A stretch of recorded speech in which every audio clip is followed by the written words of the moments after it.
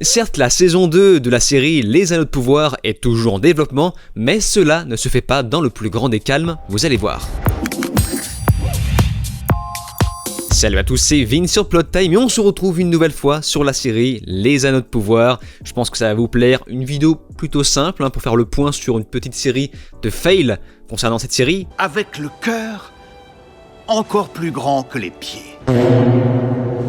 J'ai vu plein de nouvelles anecdotes tomber de temps en temps et je me suis dit tiens, autant compiler tout ça et en faire une vidéo bien complète. Donc préparez vos popcorn, il y a plein de choses croustillantes à se mettre sous la dent. Le premier sujet que je vais ouvrir, c'est celui autour de la maltraitance animale et je pense que vous avez forcément entendu parler de ça. Je ne sais pas si vous vous souvenez de ce plan totalement inutile dans la série du cheval qui se relève.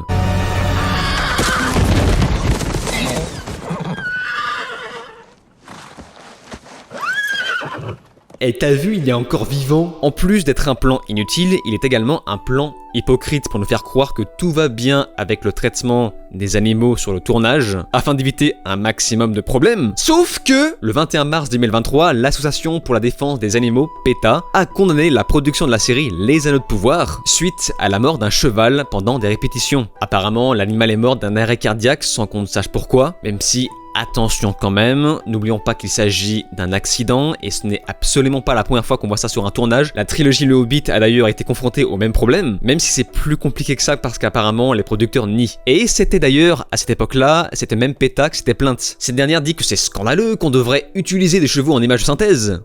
Ouais, bon, n'exagérons pas non plus. D'autant que ces derniers se sont déjà plaints de la maltraitance d'un... Et je rigole pas, ils se sont plaints de la maltraitance d'un boss de God of War, un loup géant.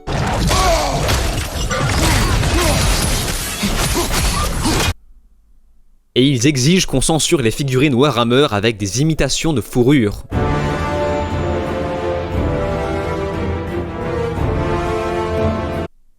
Bref, c'est la raison pour laquelle c'est un sujet quand même à prendre avec du recul. L'autre sujet que j'ai envie d'ouvrir, c'est celui autour du plagiat. Et je pense que ça aussi, vous avez forcément dû en entendre parler. Vous vous souvenez sûrement de tout ce que je vous avais dit sur la fidélité de la série par rapport à Tolkien, qu'il n'avait que 5 pages adaptées, évoquées dans l'appendice, autour du second âge. Et au final, même ces 5 pages n'ont pas été respectées, et ça c'est quand même fort de café. Mais le plus comique, c'est qu'apparemment, Amazon aurait plagié une fanfiction.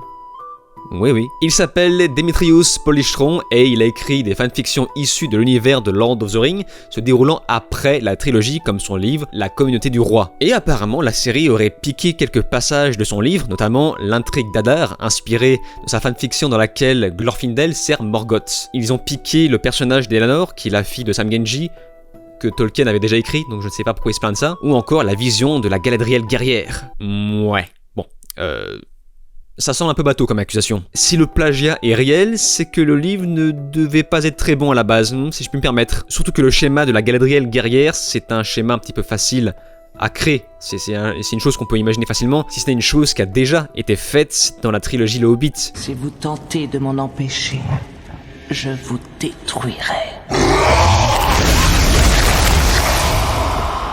Rien que le titre du livre du mec, La Communauté du Roi. Ça fait vraiment...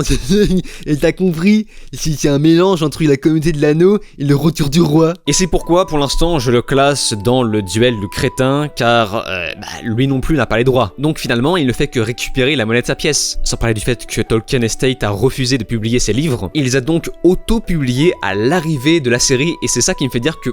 je pense que ce mec a juste besoin d'un tout petit peu d'attention. De toute façon, les fanfictions... ça fout toujours la merde. Ça fout toujours la merde. Je ne connais... C'est très rare les fanfictions qui sont validées par les éditeurs ou les producteurs qui détiennent les droits. Bonjour Nintendo. Autre sujet et qui là, je pense, va beaucoup vous plaire, c'est celui autour du flop. Est-ce que vous vous rappelez de ma vidéo sur le potentiel flop de la série? Une vidéo que je vous recommande, que je vous mets dans l'annotation.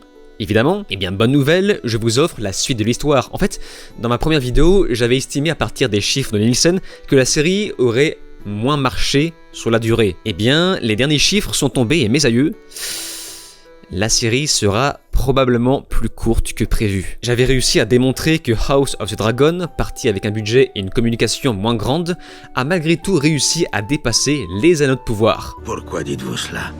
Ce n'est donc aujourd'hui plus un secret, c'est bien le cas, c'est factuel, on a les chiffres, mais il y a pire. Souvenez-vous de cette affiche où Amazon s'était vanté avec grande fierté à avoir fait 25 millions de spectateurs dans le monde entier lors de la diffusion des 2 premiers épisodes. Des chiffres plutôt gourmands, sauf que ce ne sont pas les chiffres qui compte, c'est aussi la durée de visionnage, et c'est comme ça qu'on mesure la pertinence d'une série. Dans le top 10 de Nielsen, la série est tombée à la 8ème place, loin en dessous de House of the Dragon, et en effet, malgré le buzz de lancement, les gens ont rapidement décroché lorsqu'ils se sont rendus compte que, comme dirait Datsman, On s'emmerde. selon les sources de The Hollywood Reporter, Les Anneaux de Pouvoir n'a été regardé dans sa globalité que par 37% des téléspectateurs qui ont commencé le visionnage sur Prime Video, dont je fais partie. J'ai eu besoin de regarder la série entièrement pour me faire un avis. 63%, c'est quand même un peu beaucoup, c'est quand même un petit peu la majorité. Et ce n'est pas tout, la réalité est que la série n'a même pas atteint le seuil minimal des exigences d'Amazon qui s'élevait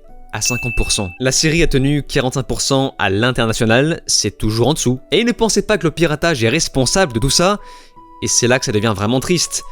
Ce n'est même pas la série la plus piratée de l'année. Vous savez, je me suis beaucoup moqué de cette série, mais j'avoue arriver à un stade où je commence à avoir de la peine. Et bon, écoutez, le combat ne s'arrête pas là pour Amazon, car il compte sur la saison 2 pour faire remonter l'audience. La définition du déni. Ça vous choquera moins le fait que j'ai de la calvitie. Alors est-ce que c'est vraiment de la calvitie? C'est plutôt, je pense, une carence en vitamine D d'ailleurs. Dans tout ça, j'avais aussi envie de parler de Morphy Clark, l'interprète de Galadriel, qui incarne un rôle apparemment qui lui met la pression sur les épaules, et elle nous fait comprendre. La pression est toujours plus forte quand vous incarnez un personnage qui existe déjà dans un roman que les lecteurs ont déjà imprégné, et encore plus lorsque vous reprenez un rôle qui a déjà été interprété par Cate Blanchett, la grande. J'ai l'impression d'avoir une lourde responsabilité vis-à-vis des lecteurs de Tolkien et des fans de son œuvre à qui je dois rendre des comptes. On dirait vraiment que les acteurs d'aujourd'hui utilisent une espèce d'intelligence artificielle pour s'exprimer, tellement que tout le monde dit la même chose pour tout, pour ne froisser personne. Là c'est clair, là on ne froisse ni les lecteurs, ni les spectateurs, ni Cate Blanchett. Voilà, comme ça, c'est salade, tomate, oignon. Son rôle lui a d'ailleurs valu une récompense, Madame Figaro Rising Star Award. Je ne savais même pas que cette récompense existait. Voilà, on va prendre ça pour un lot de consolation. Et cette intelligence artificielle va d'ailleurs se positionner sur l'inclusivité de la série. Écoutez bien, c'est difficile d'en parler, je ne veux pas empirer les choses, mais je suis vraiment fier de participer à une série qui met en avant la diversité. Au lieu de penser uniquement à ces spectateurs qui n'ont pas le désir de voir changer les choses, on devrait davantage se concentrer sur ceux qui ont, justement, envie que les choses évoluent. 37%. Voilà. Donc, allez faire joujou avec votre minorité là-bas, voilà, mais laissez les grands faire. Laissez les pros, rappelez Peter Jackson si ça vous chante. Et on notera d'ailleurs que 100% des fictions grand public d'aujourd'hui met en avant la diversité. Donc je ne sais même pas de quoi elle parle.